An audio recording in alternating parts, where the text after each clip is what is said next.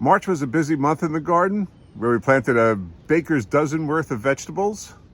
But April, we're going to pick it up even more, and we're going to plant 15 different vegetables this month, including one I'm most excited about this year. But I'll let you know about that at the end of the video. So we got a lot to do in the garden this month, so let's get right into it. Not in the order that they'll be planted this month, but I'll start with what's often everybody's favorite, tomatoes. I'm going to be growing Roma tomatoes. I do this every other year because I plant a lot of tomatoes, and then I make a ton of sauce and then preserve it. So this is the year for growing Roma tomatoes. They're good, make a good paste, make a good sauce out of them. So as I said, I grow them every other year. Another tomato I'll be growing is the Chadwick cherry. I like cherry tomatoes, so I put them in my salads and stuff. I only plant actually one or two vines, that's it.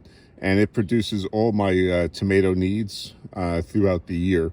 So this will be going possibly in a bucket or on a trellis somewhere.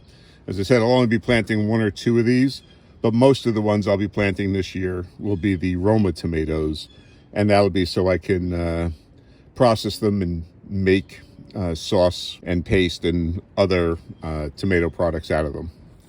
Next up will be another garden favorite, carrots. These are Nantes, coreless carrots. They're an heirloom variety, and they actually did really well for me last year. So looking to a repeat performance this year. Next up will be cucumbers. Want to do some pickling this year. I actually still have a few jars of pickles that I made a couple of years ago. I've made relish out of my cucumbers. What are they called? Bread and butter variety. Those I really like. I've actually done dill pickles, like fermented. Just let them sit in a container and let them ferment. Those I really like, so I want to try them again this year. So we got some homemade pickles cucumber, and I'm looking forward to growing these and seeing what we can get out of them. This year, also growing golden bantam corn. I'm actually building a garden bed specifically for them. You need to plant them close together to help with the germination. So I'm building a whole separate bed just for the corn to grow in. Since it's a golden bantam, it's not going to grow, very tall. You're not going to get those tall corn stalks. They just grow a few feet tall. So I think that's a good size for a backyard garden. Actually, a neighbor a couple of houses down last year had 12-foot tall corn stalks in his backyard. I don't know what kind of production he got out of them, but they were pretty amazing corn stalks. But these aren't going to be like that. So I'm looking forward to getting some fresh corn right out of the garden. Not sure you can guess what this is, but this is some home saved seed from a volunteer plant that grew in the garden last year. Cantaloupe. I had this vine start in my garden, and I really hate to kill off any plant that's growing, so I let it grow to fruition. I had no idea what it was when it started. I wasn't sure if it was a pumpkin, a watermelon, or what. Turned out it was a cantaloupe, and produced 6 good-sized fruit on it that were super delicious. So I saved the seed from it, figuring that it's already acclimated itself to this environment here, so I know it can grow. So I saved the seed from it, and I'm going to replant it this year and hopefully get some more cantaloupe out of it. Next up are beets. This is the Chioggia. Again, if you know how to pronounce that, let me know. Variety of beet. It's an heirloom variety.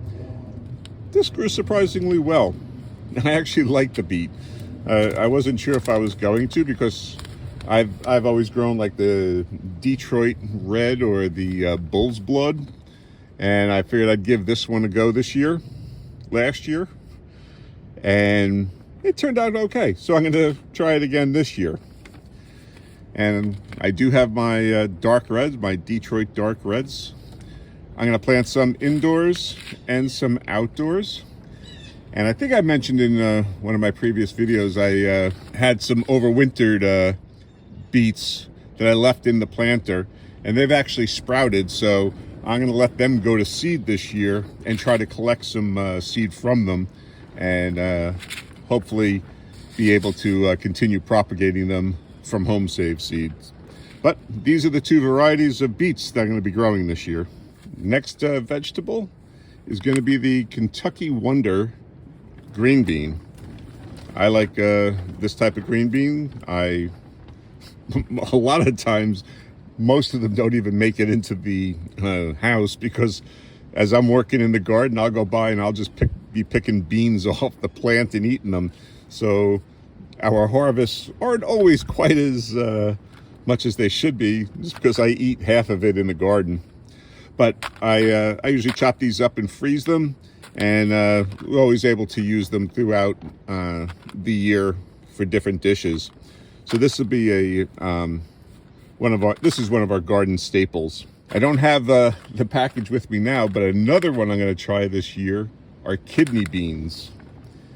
We use a lot of kidney beans in the cooking. My wife is Spanish, and so we have a lot of rice and beans dishes. Actually, she's sick of rice and beans. I like it more than she does. But I'm actually using a store-bought package of kidney beans, just like you'd use to cook up in the kitchen. Supposedly, you could just grow right from them. So that's what I'm going to try this year. So we're going to try these pole beans, and then the bush beans, which will be the kidney beans. That's a new experiment this year for me, and we'll see how well it works out. I'm going to be planting pumpkins this year too. I plant them every year. Love making pumpkin pie. Last year we grew a whole bunch of pumpkins, these small sugar pumpkins, and the pies were so much better than using the Cantaloupe pumpkin filling. Not pumpkin pie filling, it was pumpkin. But using the canned pumpkin, this tasted so much better. So, however, I saved seed.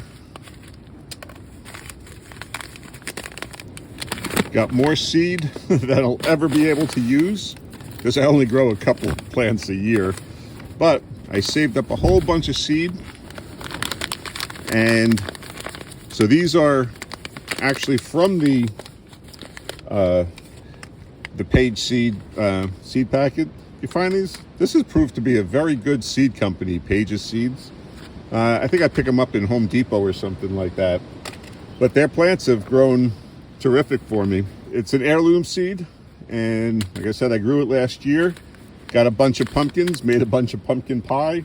Looking forward to doing that again this year. I'm gonna be growing radishes this year. Two varieties. This is the Crimson Giant, and they do actually get quite large, and French Breakfast. Now I have to admit, I'm a kind of person that really doesn't like radishes. I just think they're too hot. It's just not a favorite of mine. However, the French Breakfast variety, these are very mild. You don't get that heat at all with them.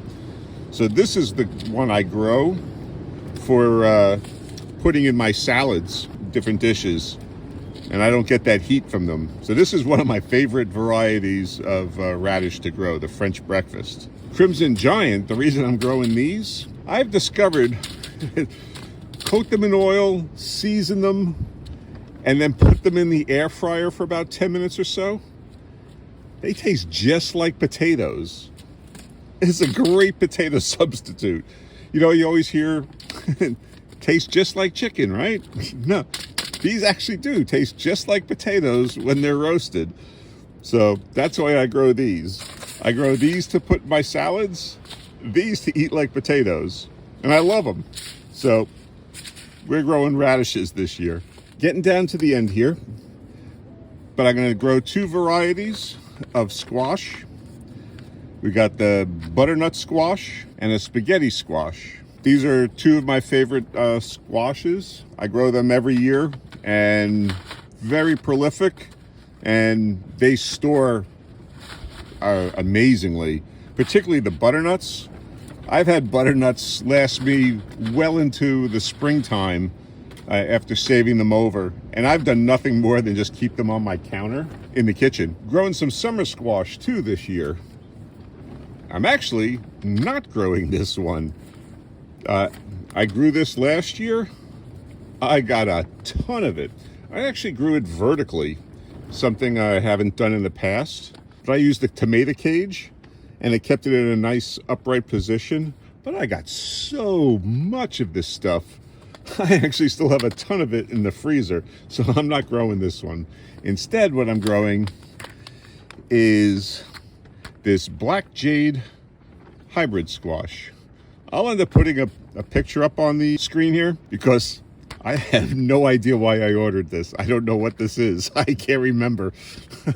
I must have gotten bit by the vegetable seed bug because I don't know what the heck this is. So I'll put a picture up and we can both learn what the black jade squash is. This is the last one before the one I'm really super excited about growing this year.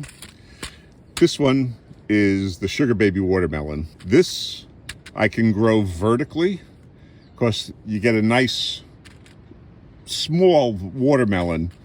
It's almost single serve, and they grow well on a trellis. So I'm going to, with some support, so I'm going to be growing the sugar baby watermelon this year. I've had good success in the past with them, and I'll be growing them again this year. Okay, I've been hinting at this one all video now, but this is it. This is the big one. This is the one I'm so excited about. Sugar beets. They're a cousin to the regular beet, but they're so much sweeter than the regular Detroit dark red or the bull's blood or whatever. The leaves are sweeter, the root is sweeter, but really, you don't grow sugar beets to eat the beet. Not typically anyway. This, you grow to make sugar. I first learned about the potential for sugar beets from another YouTube channel called Hickory Croft Farms. They got a pretty good channel. They try all different things. Most people know that they get their white granulated table sugar from sugar cane. Well, I think it's about like 50% of the sugar in the country actually comes from sugar beets. Now, the home gardener probably can't process the sugar beet enough to get that white table sugar that you're familiar with.